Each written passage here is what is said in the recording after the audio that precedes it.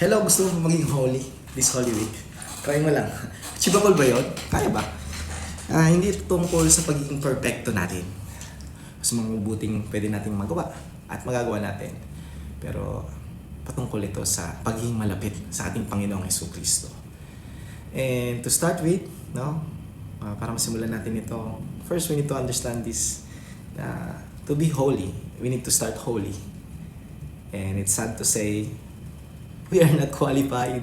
Kasi aminin mo, itong araw lang, may mga naisip kang hindi maganda, may mga nasabi kang hindi rin maganda, lalo na nadala ka ng emotion mo, at may mga nagawa ka na alam mo din talaga sa sarili mo, na kahit di na natin banggitin.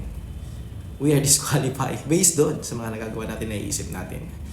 Kahit maliit lang, mga bagay, we know, we all have sinned and come short of the glory of God. Pero,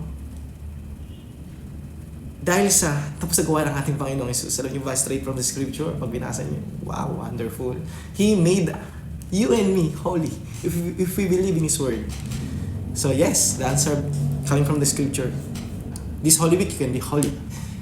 At kailangan lang natin maunawaan na galing sa Kanyang salita, isa sa pinaka-una nating hakbang is to staying close with the Lord Jesus Christ. Kasi alam niyo po, sabi sa Hebrews 12:2, fix your eyes unto Jesus, the author and finisher of your faith. And sabi din po sa 1 Peter 1:16, be holy. Hindi dahil kaya natin, pero dahil pinili niya tayo, tinawag niya tayo, at dahil siya ang banal. So, holiness is not achieved by our effort. It is received by staying close with our Lord Jesus Christ. So, sa mga tao minsan na parang nahihirapan, na lumapit kay God. Kasi may mga issue pa, may mga dinidil pa ako sa sarili ko. Kailangan ko muna ayusin yung sarili ko. Hallelujah.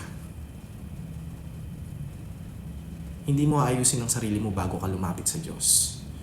Lumapit ka sa Kanya at aayusin Kanya. And that's how it works. You cannot do it on your own, but He can. Kaya ng Diyos. So, salamat. At hanggang ngayon ay nakikinig ka pa rin sa sharing na meron tayo ngayon.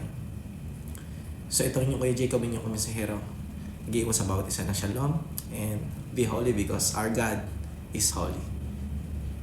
Not by our own, but by who He is. Stay close with Jesus this Holy Week. God bless everyone.